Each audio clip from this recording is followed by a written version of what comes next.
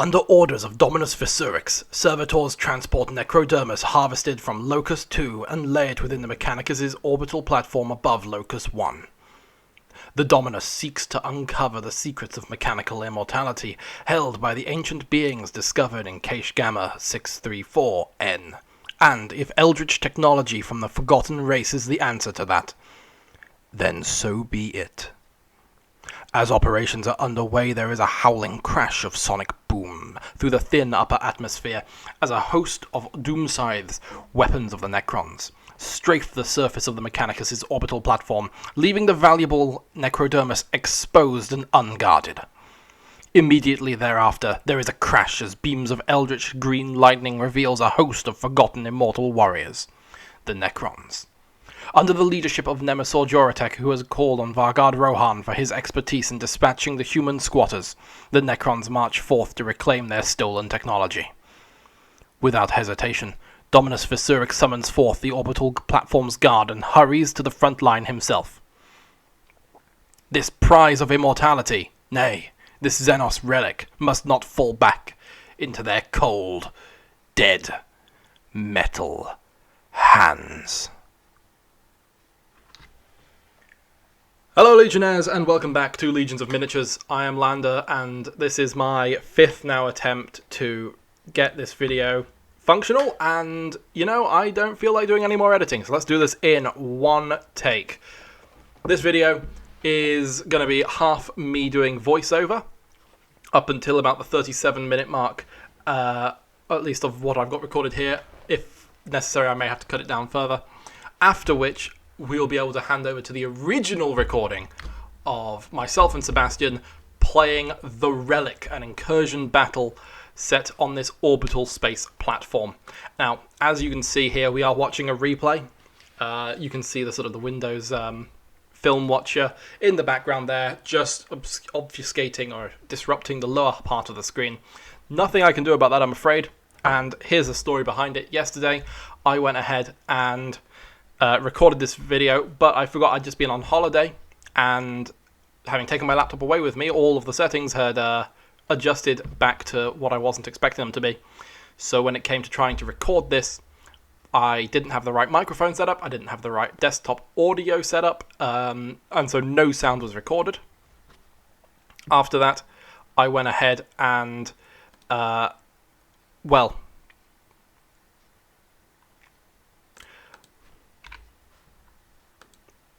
After that, I went ahead and corrected the desktop audio, however, cocked up my microphone and ended up setting it to the one that was set behind my head, and so I sound distant and awful and there's loads of static noise.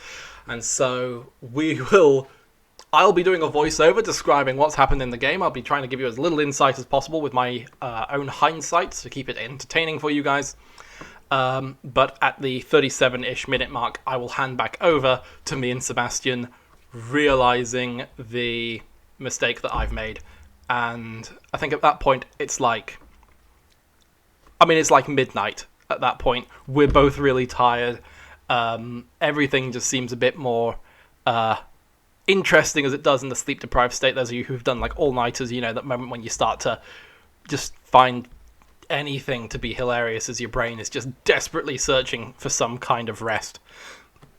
So without further ado, let's jump into this mission. The first thing that we need to look at is the army lists that have been brought along. Nemessor Djoratek has been deployed with his Tomb Legion. This involves 2 units of destroyers, 1 regular, 1 Skorpek, a unit of 10 Necron warriors armed with Gauss Reapers. Varguard Rohan has been deployed alongside Nemessor Djoratek, as well as the Doomsday Arc, Mortality's End.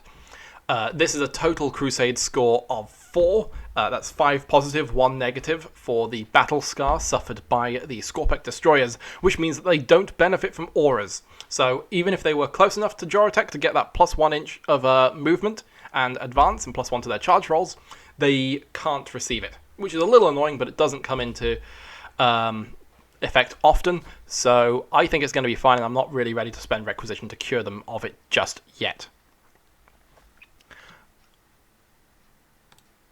Now, on top of that, That's the Necron force. The Adeptus Mechanicus force is the Dominious Vesurix. At this point in the recording, we hadn't realised that for some reason he's on a Dreadnought-sized base, a 60mm base. He needs to be on a 50mm base. So before we start actually doing the movement phase, we do scale him down to the correct size. Dominious Vesurix is leading a unit of Cataphron destroyers, a unit of Rangers, that is 7 Rangers and a Ranger Alpha, so 8 Skitarii Rangers, as well as 9 Skitarii Vanguard. 2 of the Vanguard are carrying Plasma Cavaliers, so that's pretty neat. We've then got the big boy robots, no Datasmith with them, what are they called? The Castellan robots armed with the big heavy flamers that they have there, and the Castellan fists. And finally, we've got the Ornaga Doomcrawler, not Doomcrawler, Dune. Well, June. There we are, June Crawler. That makes it at least distinct. In the back line. The mission we're playing today is the Relic. In the middle of the battlefield, there is an objective. Rather than controlling the objective, you have to try and pick up the objective. In order to pick up the objective, a unit that is infantry has to finish its move within 1 inch of the relic and begin the action. I don't know what the action's called, but they have to begin an action. The action succeeds at the end of their turn. And if the action succeeds, the relic is taken off of the table, the objective is taken off of the table, and a model from the unit that was within 1 inch of the relic is nominated to be the relic bearer. When that model dies, the relic will be set up as close to their position as possible. And yeah, that's how we carry the relic. As for victory points, at the end of your command phase, if you have a unit carrying the relic, 10 victory points. Did I say command points? I'm pretty sure I said command points. I meant victory points. If we're talking victory points, if you're carrying the relic at the end of your command phase, 10 victory points. If the game ends, so that's the only progressive win condition. If the game ends and nobody is holding the relic, then it will come down to who is closest to the relic. If we're both equal distant to the relic, 10 victory points. If one of us is closer to the relic than the other, 40 victory points. If someone is carrying the relic, 60 victory points. So the way you win this game guaranteed is by holding the relic and carrying it at the end of turn 5. So I think that should be achievable for us. So let's talk a little bit about the scenery. The pipes and the barricades, the sandbags, they are just going to be behaving exactly as you'd expect a barricade to do in the core rules. The Imperial statuaries, these little angelic figures, hey, it's an Imperium orbital platform. It needs to be decked in the statues of saints. It uses all the rules for an Imperial statuary in the core rules. However, I have placed them on little marble platforms, which gives us a more clear definition of the line of sight blocking element of the terrain. And it will be giving those nearby Imperium units +1 to their leadership save by being inspiring. Now then, here's where we wanted to really experiment with the terrain system. In the background there, we can see the star field.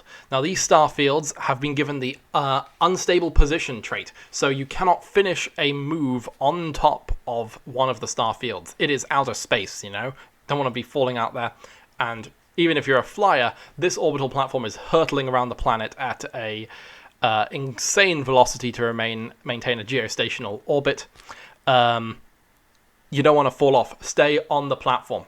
However, we have given it the trait, what's it called? Not dense cover, difficult ground, which means that you must spend an additional 2 inches of movement if any part of your unit is trying to move over the star field. Doesn't apply to flying units. Now, the reason that we chose this is it is possible in this low gravity to leap from one part of the platform and land on another part of the platform in the lower gravity. However, to do so, you'll need to line up your jump and just make it just right. And for that little bit of consideration, you'll need to spend 2 inches of movement. So that should restrict the routes that we have to attack through somewhat. And as you can see, it is a rather open map. But I think it should lead to some pretty interesting events. Now, as we can see, things are starting to get underway in the game. So, let's talk quickly about the agendas.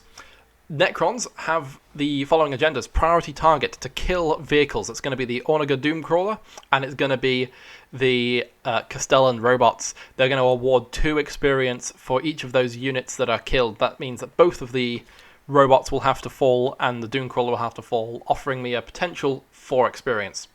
I've then got Recover Mission Archives. This is one that depends on the number of objectives present in the battle. So, if a unit completes the action, Recover Mission Archives, while controlling an objective, that is within 3 inches of one, that unit has gains a tally. At the end of the game, if that tally is equal to the number of objectives, aka 1 in this case, that unit gains 6 victory points. Otherwise, roll a d6. If the result of the d6 is equal to or less than the number of tally, the unit gains 6 experience. So this is an amazing way just to try to bump a level onto a unit, and I'm kind of hoping to get it onto my Scorpec destroyers in this game. Now, in this part of the recording, Sebastian had not yet chosen his agendas and was in the process of doing so, but he does take Reaper. Reaper is one of the agendas that is held by the Adeptus Mechanicus in this game, and what this means is that at the end of the battle, the unit that has killed the most enemy units, and if a unit has killed an equal number, if 2 units have killed equal numbers of enemy units, then the most, one of those units is chosen by the player, and that unit gains a bonus 2 experience on top of the other experiences that they gain for the mission. Furthermore, Sebastian chose Survivor and placed it on the Orbital Doomcrawler. Survivor is a cool little agenda, and it works basically like this. If it's alive at the end of the game, it gets 2 experience. If it is above half health at the end of the game, it gains 2 experience. If you place it on a unit that's more than 1 model, then more than half of the models in the unit have to be alive still. So the Doomcrawler is a target, and it's trying to get that level up by the end of this mission. So with that, we've run over everything that we need to at the start of this battle, so let's skip ahead and take a look at turn 1. Okay, end of turn 1 movement phase. The Canticle of the Omnissiah that is in play allows Sebastian, who got first turn I should say, to re-roll hit rolls of 1 for Admech units that are shooting. So, we do have some little take-backsies that occur just in the shooting phase, but in general here, what's happened is the Vanguard Alpha have moved up, the Castellan robots have moved up, although they will now advance and go a little bit further forwards. Dominious Vesurix has moved up onto the sandbags just to get some cover, and those Rangers will be about to go ahead and move forwards and advance into some cover. So let's just quickly play forwards to that and the shooting phase. Now, as we can see here, the shooting phase has gone underway, and those units have moved forward as I said they would. The first thing that happened was those Cataphrone destroyers opened fire with a barrage of plasma into the Doomsday Ark. Now, they did choose to overcharge, and that did not go to their good grace. They decided that, hey, we got rerolls of 1s, we can do this safely.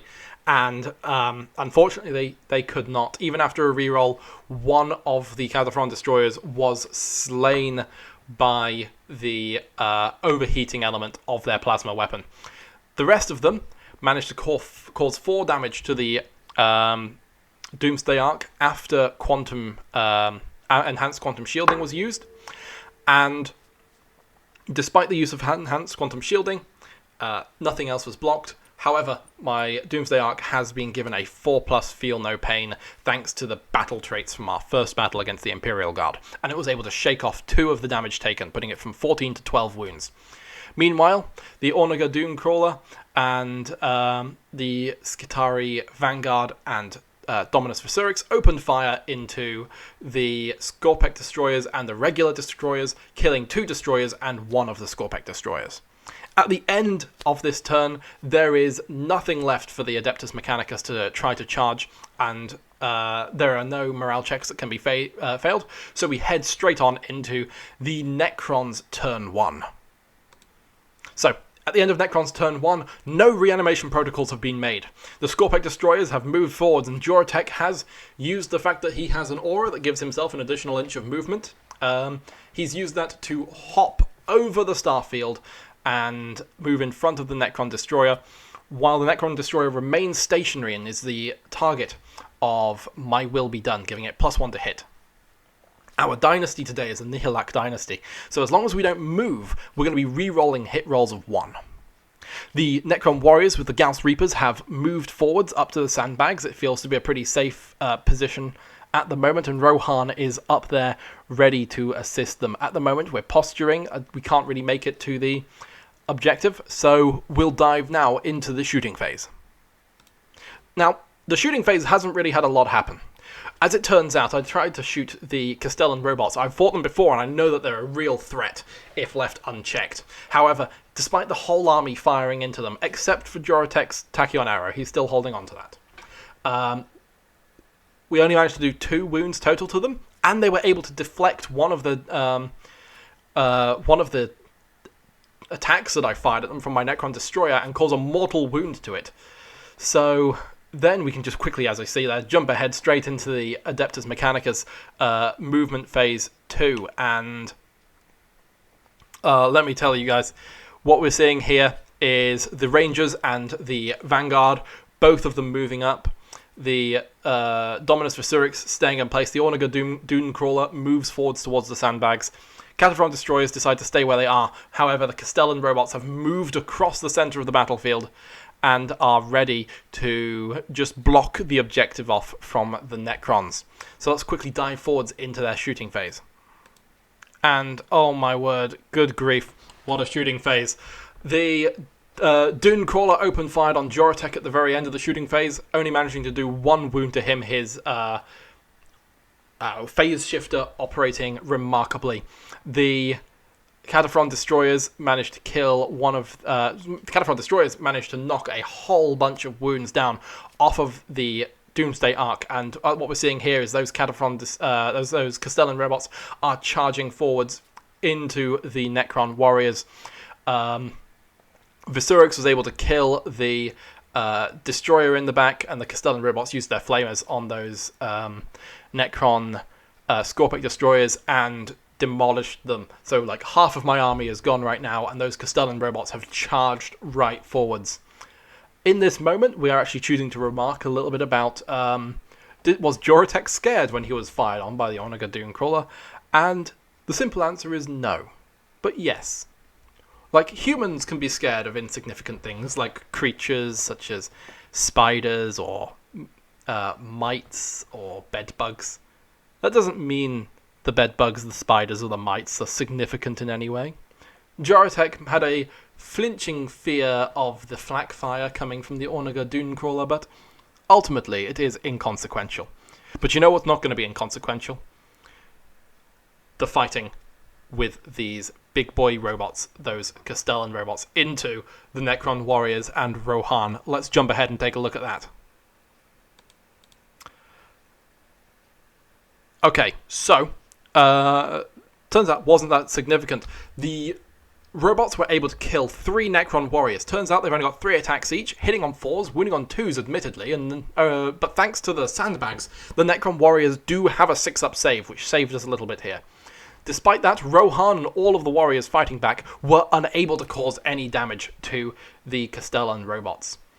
Now, that brings us really to the end of the fight phase. Luckily, there are no morale checks to be made. I've only lost 4 Necron warriors. If I'd lost 5, we'd be making a morale check. But 4 plus 6 is 10, leadership 10. We're all good there. So it's time for us to jump right into turn 2 Necrons. And I can tell you for a start, none of these reanimation protocols are getting made. So it's going to boil down to Rohan using adaptive strategy on the warriors, allowing them to fall back. And here we can just see those reanimation protocol rolls being made. 3s all round, no successes there. Rohan goes ahead and he makes the adaptive strategy target the Necron warriors. I believe I'm in range, though I don't have my rangefinder at the moment. But I believe I was in range of Djoratek using my Will Be Done on the warriors, which could have been very useful, but I forgot to go about doing that. Here, what we're observing is Djoratek and the Doomsday Ark. Their living metal is restoring wounds to them, making sure that they're not too badly beaten. And we are now going to go ahead and see the Necron movement phase, and it's going to be very simple. Djoratek's going to move forwards, and those Necron warriors are going to fall back and leave Rohan in combat. So let's go about seeing that. So we're seeing Djoratek come in here with a huge advance, a big 6 on the advance roll. Now, when he makes an advance move, he gets +1, as I understand, Relentless March. He doesn't add +1 to his advance roll. So 6 + 5 plus the 1 for Relentless March. He goes forward 6 inches, getting him into the range of the objective. He did advance, so he's unable at this stage to make the action to try and pick up the relic. So he's just going to stay there at the moment. Rohan is keeping those Castellan robots locked down in close combat, and the I've made a mistake with these warriors. They're not actually in range to shoot anything, and I didn't take Rohan out of the picture. As you can see now, we've just jumped ahead into the shooting phase. The Doomsday Ark has decimated the Ornaga Doomcrawler, causing 17 damage to it in using the souped-up Doomsday Cannon. For those of you who don't know, I've got an upgrade on my Doomsday Ark. That means that the Doomsday Cannon hits on 2s, being part of the Nihilak Dynasty. That's 2s re-rolling 1s at strength 10, AP -5, D6 damage with D6 shots. This was a beautiful shooting phase. Just blew off the Ornaga Doomcrawler, and that is the model that had been chosen as the survivor for the game. After that, the flare arrays on the side just killed 2 of the Skitarii Rangers, and I discovered Djoratek is not in line of sight of the guys on the very back there, so he doesn't get to use his, what do we refer to it as? He doesn't get to use his Tachyon Arrow this turn. So let's go ahead and dive now into the combat phase. So, the combat phase, really simple. Castellan robots murdered Rohan. However, the Castellan robots just went ham on Rohan, killed him down. However, thanks to his previous victory, he does have a new relic. This relic meant that on a 2+, which was succeeded, he returns with D3 wounds. So Rohan, having started the turn at 4 wounds, is now ending the turn, having already died now, on 3 wounds remaining. However, that puts him no longer in close combat with the Castellan robots. So what we've seen here is Admech turn 3. The Rangers have moved down towards the south. The Vanguard Alpha have moved towards the middle and are now trying to take an action on that objective. I need to pause this because it's running ahead way too fast. So they try to take an action underneath the objective. The Castellan robots opened fire onto Rohan, managing to plink a wound off of him. And then the Rangers and Dominious Vesurix opened fire into Djoratek, managing to plink a wound off of him. The Vanguard then decided they needed to get Djoratek off the table, and so, despite trying to take the objective, they cancelled their action to fire on Djoratek. It's important to note, in 9th edition, taking an action doesn't stop you from doing anything else the rest of the turn. You take the action. Then if you do anything else during the turn, you fail the action. So there's no reason not to take an action at the end of your movement phase. You should always start taking actions, and then if you decide that you don't need, or you need to do something else with that unit, drop the action and go ahead with something else. That's just a little tip that I've picked up here. After that, the Castellan robots managed to fire and knock another 3 wounds off of the Doomsday Ark, which means that now it is bracketed and won't be able to heal in time to go back up to the next bracket above. So, that's a lot of talking. And it has just about caught us up. So let's jump ahead into the fight phase.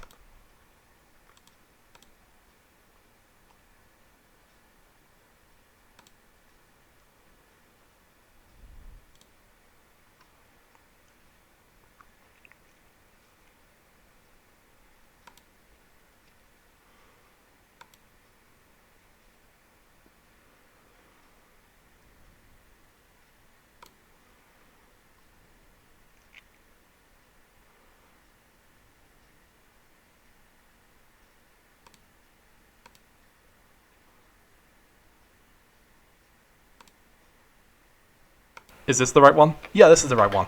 Okay. Oh god, yeah. Sorry. So, this whole video, first half of the video, I was recording without the audio being set up. There was no sound for the whole first half of this video. We're going to have to go back and voice over it. I then fixed it. And now I realise I've got this lovely boom microphone in front of my face. This beautiful microphone that I spent like £100 total on all the bits and pieces for. And I'm using the bloomin' headset piece that's set up behind my head.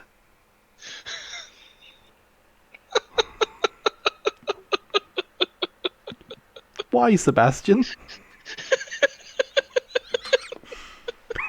Why? I suppose it brings some levity to my situation. Put me out of my misery and just surrender here? I'll let you surrender.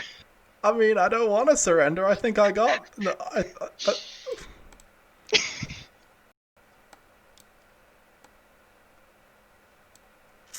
Oh my gosh, man. Oh, I cannot even right now. I suppose you're still recording? I'm still recording, yeah. This is all going in the video. Okay. With 39 minutes into recording right now, you know, I might like snip a few bits of like blank noise out later on. Yeah, but this is stadium. That's What fantastic. Just, it's not your day today, is it? I mean, Necrons. Necrons turn 3 is gonna look a little bit something like this. We're gonna try and make some res protocols. Let's see, we've got 4 dead warriors. So we're looking for 5-ups, re-rolling 1s. That's 1-1. So it's 1 warrior back from the dead. And we're gonna put him up the front here. We're gonna put him right there. And Doomsday Arc heals a wound. Rohan heals a wound. And man, like, it's 20 to midnight.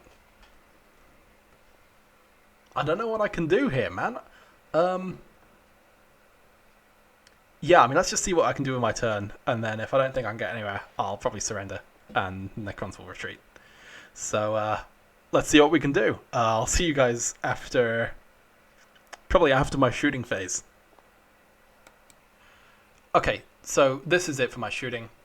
We've done 3 damage to Dominious Vesurix. The Doomsday Arc has moved across, the warriors have moved forwards. I'm now going to go ahead and declare a charge with my warriors against the rangers in the south. So let's see what 2d6 can get us. I need a 7 to make this charge, and what do you know, that's a 10.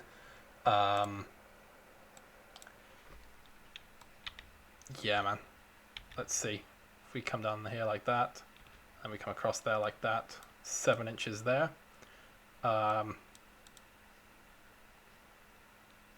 I think if we could probably actually squeeze this guy up sort of more like this, and then like that, I think we're going to be able to get like 4 guys into combat here. Most importantly, though, is we can get away from those Castellan robots. So I'm just going to go ahead and maybe Rohan? Nah, that's 10 inches, and he doesn't want to go back into there. So let's just really quickly resolve some combat, and we'll come right back to you guys.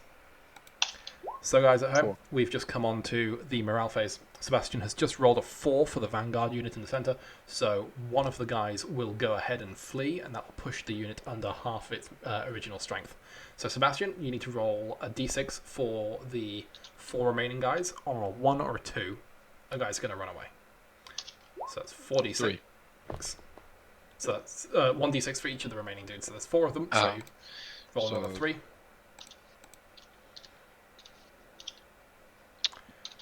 And let's pop up the... Everybody stays. Yeah. Oh no, there's 1-2 there. No, one So that's flees. another guy that flees.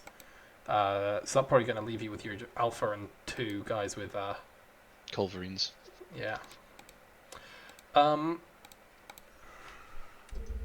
no, I'm not gonna surrender here. We will follow this into turn 4. It is a tricky business. I did effectively lose in the combat to the south, with none of the Skitarii Rangers falling, but 2 of my Necron Warriors dying. You know, if I can make sure they don't pick up the relic, I should be able to bring this to a draw, at the very least. So you know what, we're going to keep playing this. We've only got 2 turns to go now, and there's not much on the table, so we should be able to whiz straight through it. So we will join you at the very end of Adeptus Mechanicus, turn 4, and summarise that turn for you. And this brings us to the end of Admech, turn 4. Rohan, well, just before we finish the turn, let's find out if he makes his his resurrection protocol. So I expect it to be a 1, 2, or 3, because they've all been 1, 2s, or 3s this edition. So on a 4-up, he comes back with 1 wound remaining.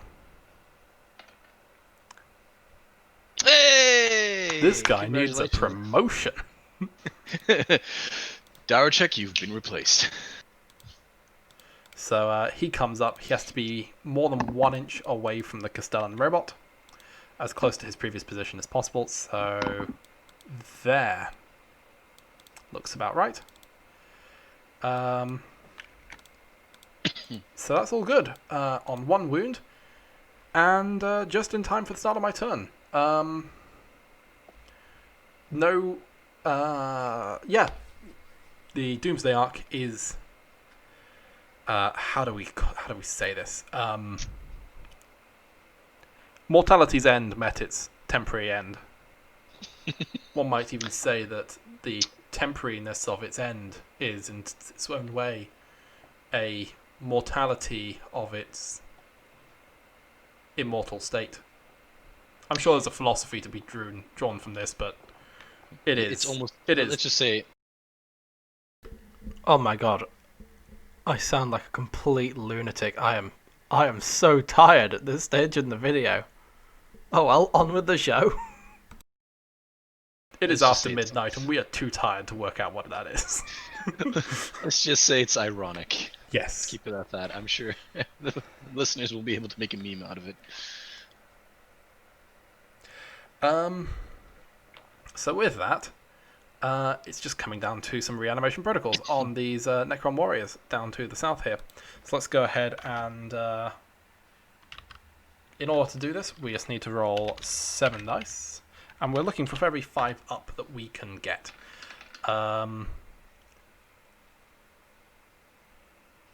Yeah. Oh, I think that's okay. Worked. Okay.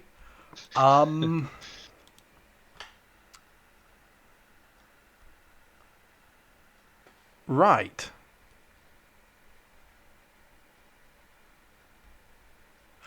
Okay, I know what I'm gonna do. So, and this is gonna be really memey and cheesy. Okay, let's give these guys a 2-inch aura, so that they're in unit coherency, and set them up. So that's 1 of them, 2 of them, just there. 3 of them. Okay, so that's going to put them in range of Rohan so they can fall back and whatever. And so we'll put the other ones in here.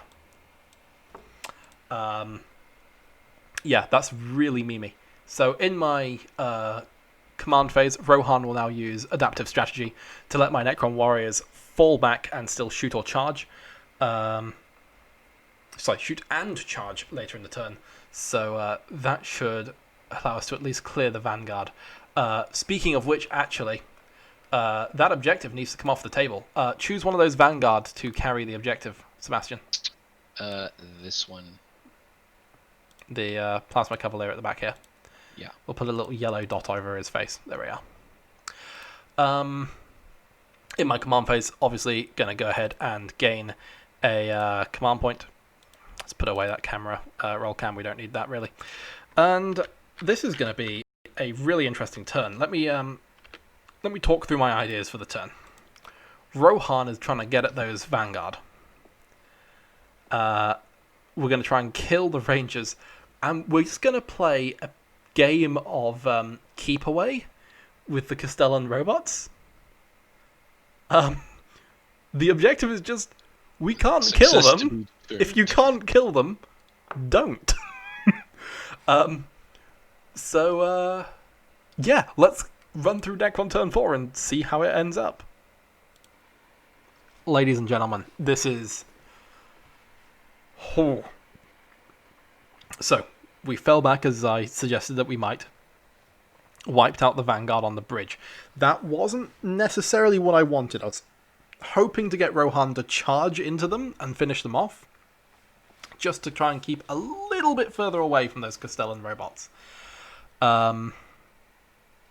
The warriors were able to kill all bar one of the Rangers, charged into the Rangers, encircled the guy, just beat him to death. And I really do mean just. Only one wound went through after all 8 made their attacks. And the Ranger failed his save and then failed the reroll. And then we've consolidated forwards, moving towards Vesurix. So,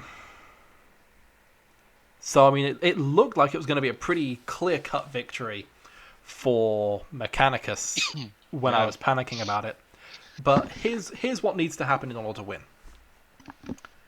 Sebastian has one turn to get onto and hold the relic.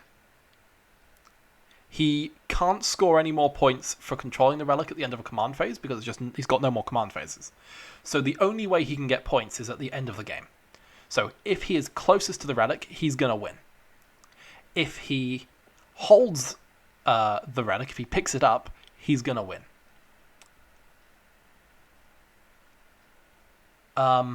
The way he gets closest to the relic at this stage is he needs to kill Rohan and all of my Necron warriors. If he does anything less than that, it is going to be a draw or my win. So, turn 5, guys. Adeptus Mechanicus, let's get underway. Oh my god, guys, I cannot tell you how tense this turn has been. Okay. In the shooting phase, 4 warriors died, and I took them away to try and deny a charge from Vesurix. I think I should have just faced up to it. Hasn't seemed to have worried either way. Rohan splatted, as expected, but then the Castellan robots have managed to consolidate after that on top of the objective. So if I want to make this a draw, I need to charge the Castellan robot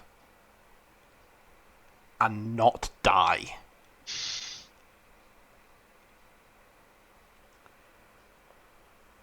But I can't charge them because Rohan's dead. So it's going to come down to my reanimation protocols. So we've got to make... Let's get the dice window back up, because I think you guys... I think the guys at home, Sebastian, need to watch this. Yeah. So, slash 7d6. I should say the morale check that those warriors made was that 5. On a 6, we'd have been in a tricky situation. So we're looking up for 5 ups, re-rolling 1s. Oh gosh, man. Let me tell you, I'm nervous. That's 2 successes and a re-roll. Okay, 3 guys. So this is going to be really important. So I've got to place them more than 1 inch away from an enemy. And man, they've got to be in such a way that they're going to pile into that objective. So that's how they're going. There's no movement to be done because I'm not falling back here. In the shooting phase, there's no shooting to be done. There's nothing. It's just fight phase. And No, it doesn't matter, because Sebastian chooses who fights first. So his full health Castellan robot is just going to pile in like that.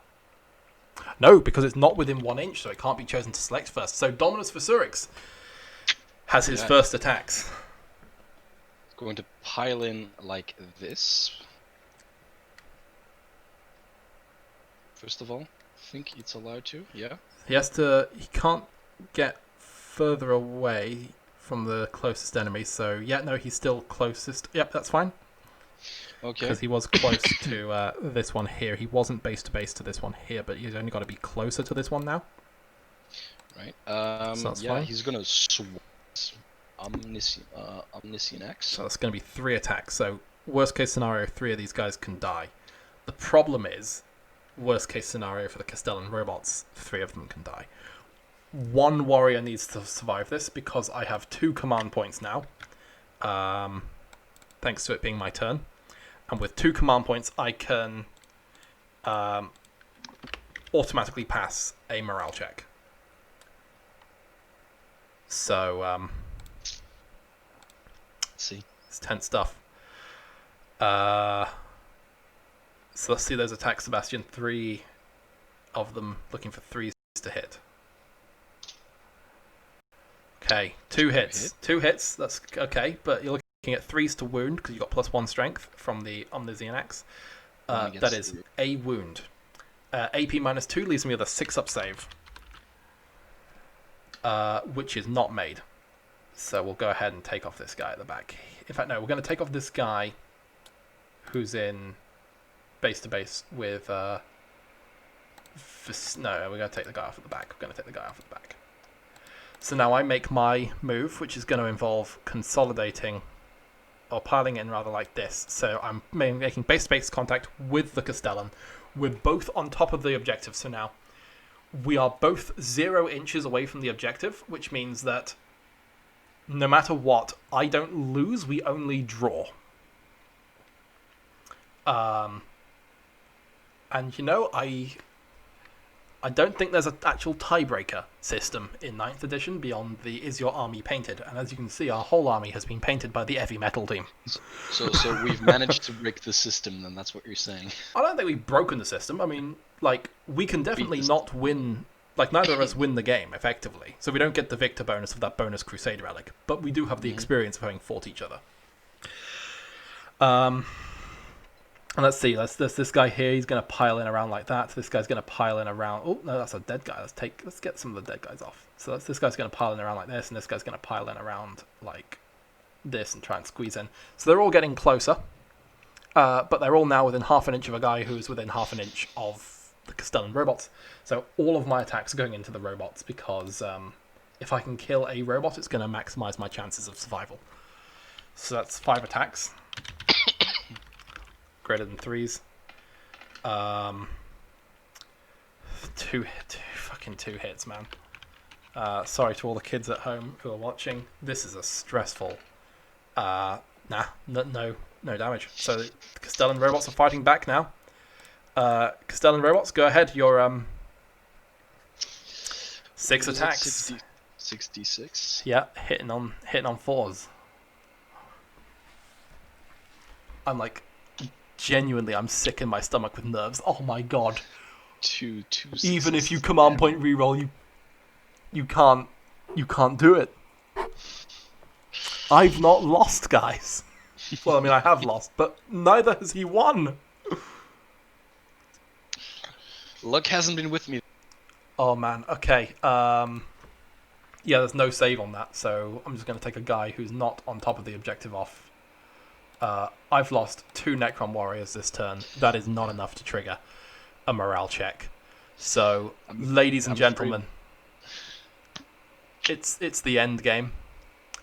At the end of the game, the end game objective triggers. We are both equal distance from the objective, and so both Necrons and the Adeptus Mechanicus score 10 victory points. The game is a draw, ladies and gentlemen. Let's just leave it at that. Well played, Sebastian. Well played, Lander. And good night.